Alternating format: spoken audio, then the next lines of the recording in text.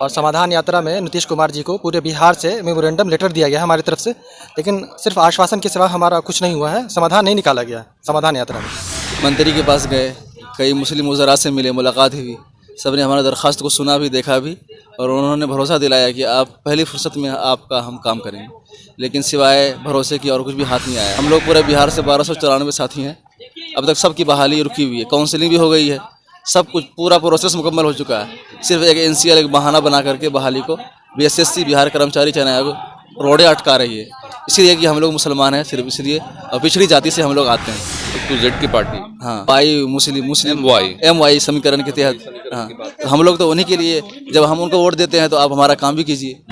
जैसे आप बीजेपी के बारे में इल्ज़ाम लगाते हैं कि जुमलों वाली सरकार है, तो इसका मतलब है कि आप भी जुमलों वाली सरकार है, आपकी करनी और कथनी में बहुत फ़र्क है। लोग आज बीएड DLED वगैरह कर रहे हैं, लोग इतने मतलब सोच कर रहे हैं कि अगर हम बीएड कर लेते हैं, एमएड कर लेते हैं, DLED कर लेते हैं तो नौकरी रखी हुई है टीचर्स की। पहले से लगता है कि बिहार में लाखों टीचर्स सड़कों पे रोज़ धरना प्रदर्शन करते हैं, वो जो कर रहे हैं उनका क्या होने वाला है? परिवार कैसे चल रहा है? ये तो अल्लाह ताला चला रहे हैं, और बहुत मशक्क़त के साथ उसी चीज़ की कमी को दूर करने के लिए हम लोग पटना में आए हुए। शादीशुदा है जी, शादीशुदा बच्चे हैं, हम में से अक्सरियत की शादी हो गई है, और सब लोग कैसे घर का गुजारा कैसे? नौकरी है नहीं, सड़क पे बैठे हुए हैं, बच्चे पढ़ते होंगे, घर भी चलाना है, कैसे? उसी मजबूरी को दूर करने के लिए हम लोग यहाँ पर पटना में आए हुए हैं कि जल्दी से घर चलाने के लिए, परिवार को चलाने के लिए, बच्चों को पढ़ाने के लिए, लिखाने के लिए कुछ पैसे का इंतज़ाम हो, नौकरी में हम लोग बहाल हो जाए, बिहार की भी और अपने समाज की भी और अपने ख़ानदान वालों की भी सही से परवरिश कर सके, इसके लिए हम लोग आए हुए। लगता है आपको कि सिर्फ पिछड़ा और अति पिछड़ा ही के साथ अन्याय हो रहा है और यहाँ जो जनरल वाले लोग उनके साथ न्याय हो रहा है? देखिए, हम जोंडेल वाले की बात तो नहीं कर रहे हैं, मगर हम अपनी मांग रखते हैं कि हमारे साथ सही माने में अन्याय हो रहा है, हमको दबाने की कोशिश की जा रही है, पिछड़े लोगों को दबाने की कोशिश की जा रही है। जिस तरह से बिहार कर्मचारी चयन आयोग का रवैया है, उससे ये साफ स्पष्ट होता है कि वो पिछड़ा वर्ग, अत्यंत पिछड़ा वर्ग के अभ्यर्थियों के साथ छल कर रहा है और उनको दबाने की कोशिश कर रहा है।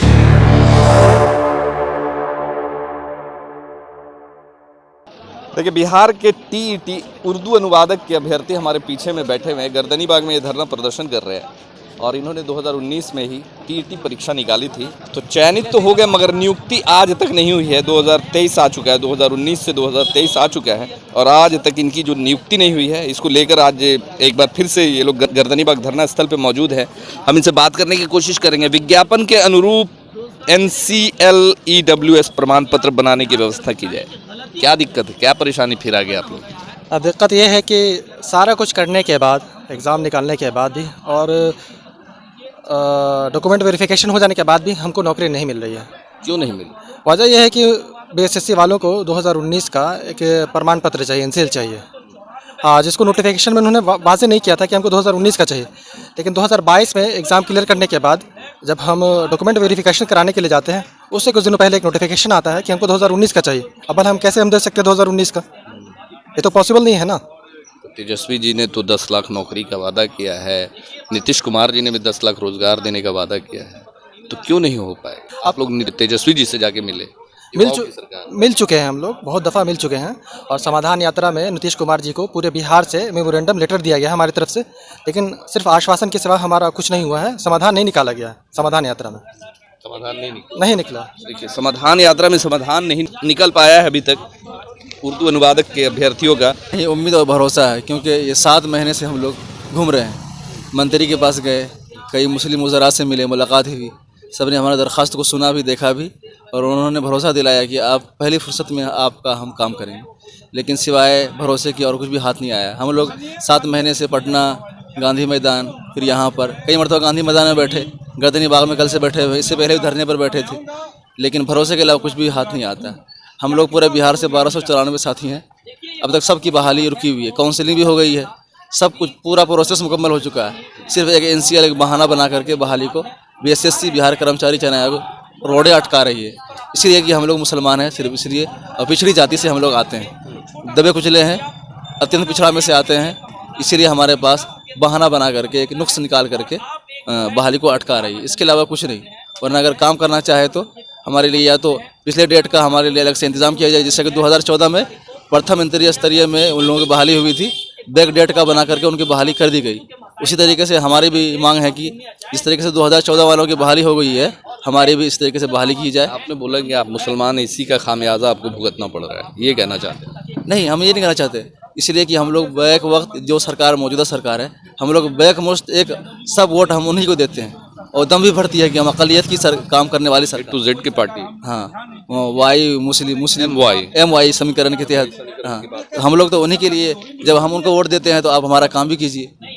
इसका मतलब जुमलों वाली सरकार, जैसे आप बीजेपी के बारे में इल्ज़ाम लगाते हैं कि जुमलों वाली सरकार है, तो इसका मतलब है कि आप भी जुमलों वाली सरकार है। आपकी करनी और कथनी में बहुत फ़र्क है। 10,000 युवाओं को रोज़गार देंगे, रोज़गार हमको कुछ नहीं, कुछ 100 में से हैं, हमको रोज़गार नहीं मिल रहा है, सब कुछ के होने के बावजूद 10 लाख कहाँ से देंगे? कितनी पढ़ाई की है? हमारी ये बहाली तो इंटर स्तर पर है। हमारी जो ग्रेजुएशन है MA तक है, MA उर्दू से जी मैट्रिक के फ़ुकानिया उस्तानिया से किया था बिहार बोर्ड। जी, मदरसा बोर्ड से हमारे मैट्रिक और इंटर, और फिर मौलाना मदरसा यूनिवर्सिटी से फजीलत और आलिम की डिग्री। गर्मी अब आ गया, ठंड से लेकर गर्मी, बरसात सब ख़त्म हुआ जा रहा है, मगर आप लोग यहीं के हैं। जी, ये तो बिल्कुल सही आपने कहा। यही इंतज़ार में हम लोग बैठे हुए हैं कि हम लोगों का मसला कब हल हो। और ये BSSC का ये इस तरीके का जो नोटिफिकेशन देना और मांग करना कि नोटिफिकेशन से पहले का NCL लाओ, तमाम बहाली में इस तरीके का होता है कि अपडेट डॉक्यूमेंट्स दो, जो भी हो, NCL हो या फिर ज़ातिय आवासीय और भी जो भी चीज़ें जो है अपडेट मांगा जाता है। लेकिन ये BSSC अपना एक फरमान जारी करता है कि नोटिफिकेशन से 1 साल पूर्व का चाहिए, पहले का चाहिए। तो इससे ये जाहिर होता है कि वो नौकरी देना नहीं चाहती है।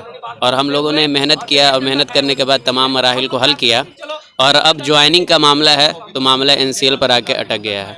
अब इसीलिए हम लोग यहाँ बैठे हुए हैं और गुहार लगा रहे हैं सरकार से, नीतीश कुमार जी से, तेजस्वी यादव जी से, जिन्होंने अपना नारा दिया है कि महागठबंधन की सरकार है, जो रोज़गार देने वाली सरकार है, युवाओं की सरकार है।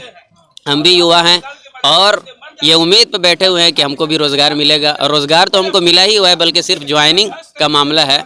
तो हम ये चाह रहे हैं कि जल्द से जल्द हमारा मसले को हल करे सरकार और जल्द से जल्द बहाली करे हम लोगों को। इसीलिए हम लोग यहाँ बैठे हुए हैं। रोज़गार मिला हुआ है, सिर्फ नियुक्ति के इंतज़ार।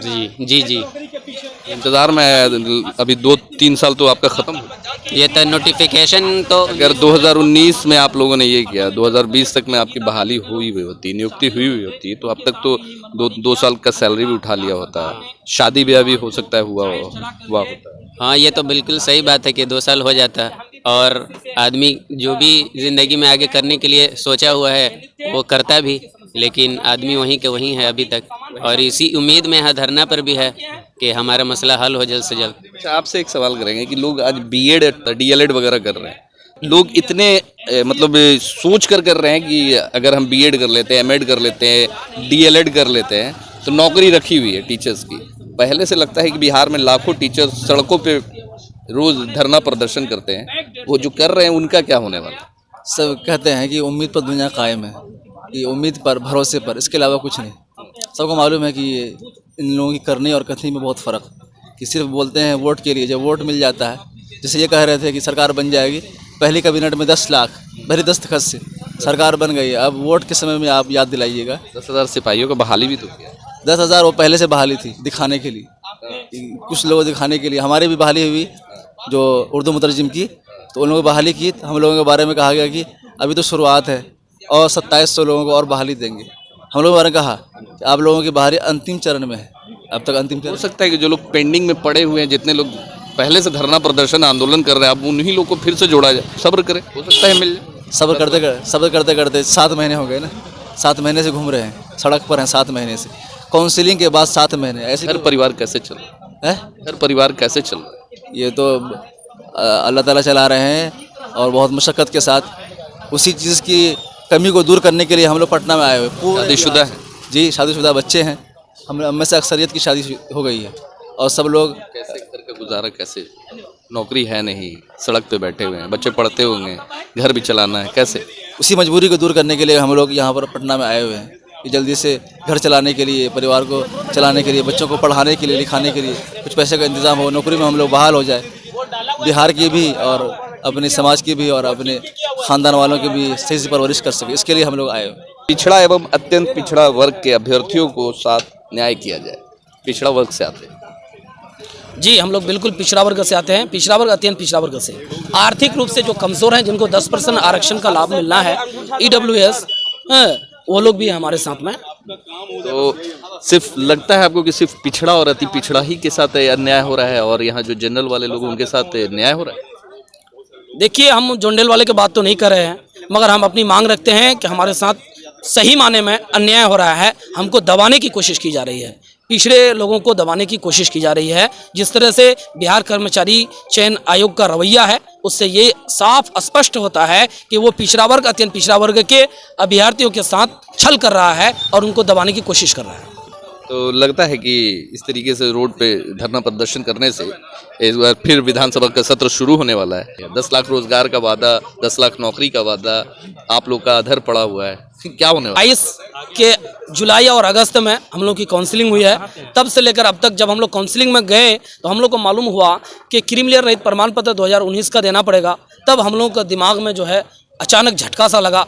तब हम लोग जो है उसके बाद से लेकर अब तक संघर्ष कर रहे हैं और अपनी मांग को रखे हैं कि चाहे प्रथम इंटर स्तरीय प्रतियोगिता 2014 वाले का समस्या का जिस तरह समान प्रशासन से आपने हल कराया है, उस तरह से हम लोग का हल कर दीजिए। हम लोग का पुराना NCL का व्यवस्था कर दीजिए या नया NCL को 1 मिनट में आप जो है, बिहार में सरकार है आपकी, आप एक चिट्ठी के जरिए से हमारी समस्या का समाधान कर सकते हैं या नया NCL को एक्सेप्ट करवा दीजिए। महागठबंधन MY की समीकरण की बात करती है, A to Z की बात करती है, आप लोग A to Z में शामिल हैं, लग रहा है कि सुन रहे हैं और हो रहा है। बड़ी आंधी थी कि MY समीकरण, मुस्लिम यादव समीकरण जो है महागठबंधन में जो मुख्य रूप से घटक दल हैं RJD कर रही थी, मगर आज अफसोस होता है कि अल्पसंख्यक और पिछड़ों की हित की बात करने वाली सरकार आज पिछड़ों के मामले को और अल्पसंख्यक की समस्या का समाधान नहीं कर पा रही है। हम आशा और उम्मीद करते हैं कि वो हमारी समस्या का समाधान करेंगे। आप लोग सड़क पे संघर्ष कर रहे हैं, घर वाले घर में संघर्ष करते होंगे, जो एक ख्वाब देखा होगा कि नौकरी मिलेगी, घर परिवार को बेहतर बनाएंगे, बच्चे के भविष्य को उज्जवल करेंगे, लग रहा है कि कुछ होने वाला है? देखिए, बिल्कुल आशा और उम्मीद पर दुनिया टिकी हुई है और जब तक हमारी समस्या का समाधान नहीं होगा, हम लगातार संघर्ष करते रहेंगे और अपनी मांगों के साथ, अपनी समस्या के साथ हम समस्या का समाधान करने के लिए सरकार से गुहार लगाते रहेंगे।